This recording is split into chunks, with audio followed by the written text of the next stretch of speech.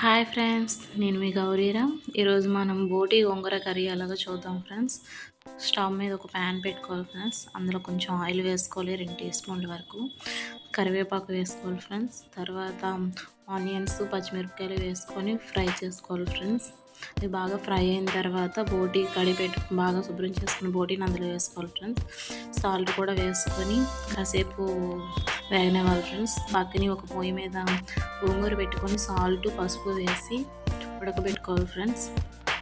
గోంగూర బాగా ఉడికేంత వరకు మూత పెట్టి పెట్టుకోవాలి ఫ్రెండ్స్. బోటి చూడండి ఫ్రెండ్స్, ఫ్రై అవుతుంది. మనం అల్లం వెల్లుల్లి పేస్ట్ కూడా అప్పుడే వేసుకోవాలి ఫ్రెండ్స్. అది పచ్చివాసన పోయేంత వరకు ఫ్రై చేసుకోవాలి ఫ్రెండ్స్.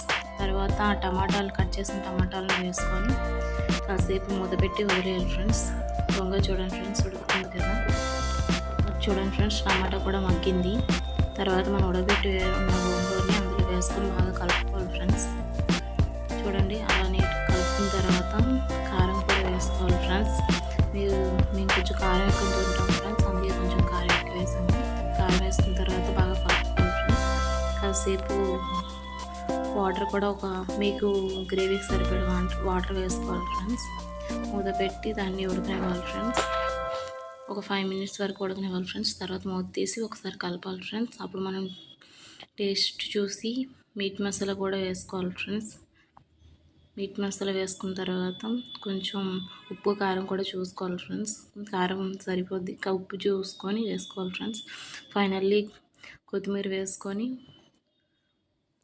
కాసేపు ఉడకనివ్వాలి ఫ్రెండ్స్. అలా ఉడుకుతున్న తర్వాత ఒక ముక్క చూసి ఉడికిందో లేదో చూడండి ఫ్రెండ్స్.